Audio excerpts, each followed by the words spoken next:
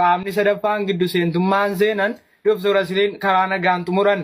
Karaa nagaan ka xumuran obbo Kiyaar Bashir maallaqa namootaa eega nyaaltanii himatamanii booda miidiyaan yakka nurratti raawwateeraa jedhan.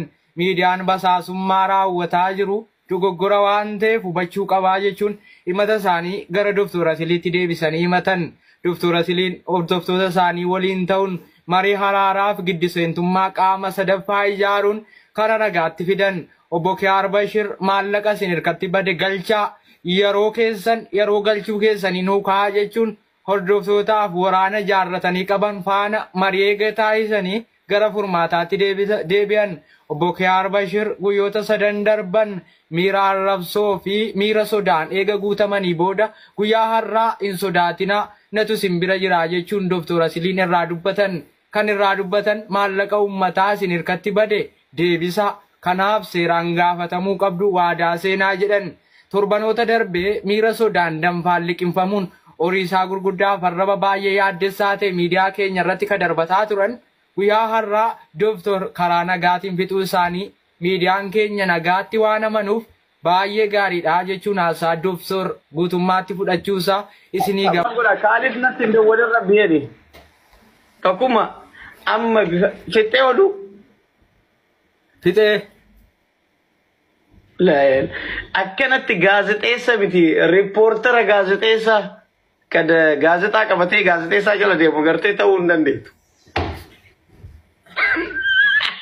Qaxaafi ati qaxaafi waan taateef qaxaafiin nama namu.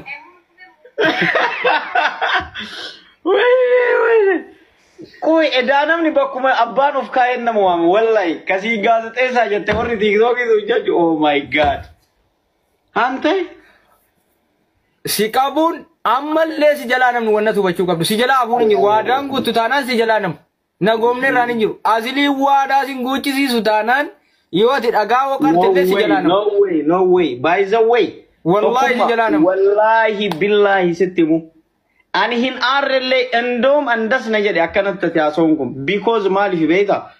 Yoo meeshaa ijoollee sana gatu okay. Hin fuudha. Semai. Ankiar wanna hubachuu qabdu ijoolleen Dubaay fayyaanna hordofu biddeena keetta waara naqee nama keessaatti galchuu danda'a. Wallahi billahi dhugaatitti. Hin dandeettu. Wallahi biddeena keetta waara nan naqa. Suuraa kee fidee maxxansee bara nama 5,000 fidachuu nan danda'a jechuudha. Nama sirra darbe nan beeka namni si tokkomaa ture sirra darbe maqaa kee hin tunne beekaa sirra darbe. Ani immoo sin sodaadhaan jenna waan ta'eef xiqqoo jennummaa qaba. Akka miidiyaattis obsan qaba. Akka miidiyaattis. Akkasittiin dhugaatti salphisa garuu dhugaan soba sirran kaa'u. Soba sirran kaa'u garuu. Soba sirran kaa'u dhugaatti salphisa garuu.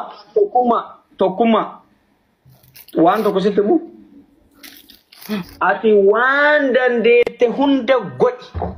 Natti karaa cufuuf. Hojii kiyyallee balleessuuf. Homa dandeette hunda godhi. Kenoo. Even namatti miti rabbittuu sin himadhu wallahi. No waadaan guutu taanaan. No way.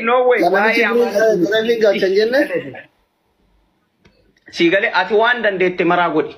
Homa takkaan waadaan guutu taanaan Kiyaar waadaan guutu taanaan biddeena keettan awwaara naqa. Waadaa guutu guuti. Kiyaar kuni dhama jettee homa takkaan dhiisinii godhi waan dandeette. That's it. Okay. Waadaan guutu taanaan konkomati. Waadaan guutu taanaan ragaasitti fidaa nama ummata soomate nam fidaa. Filati maa humna keetii ol deemta. Wayne guys. Zakira go mangisti. Rabbi guys.